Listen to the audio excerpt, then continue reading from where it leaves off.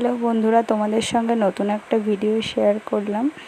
কি করে গলায় লেস লাগালে সহজভাবে লেসটা খুব সুন্দরভাবে বসবে। দেখো, আমি আগে ফ্রন্ট পার্টটাই, এটা ব্রা কাট ব্লাউজ ছিল, আমি দেখো ধারটা দিয়ে আগে লেসটা লাগিয়ে নিচ্ছি। এটা কিন্তু তোমাদেরকে শুধুমাত্র দেখানোর জন্য, এইভাবে কিন্তু কখনো তোমরা লাগাবে না। তোমরা সব সময় আগে সাইডগুলো থেকে লাগানো শুরু করবে। দেখো, ভেতর সাইডটা আগে পুরোটা লাগিয়ে নিলে আর মাপটা ঠিকঠাক করে নেবে।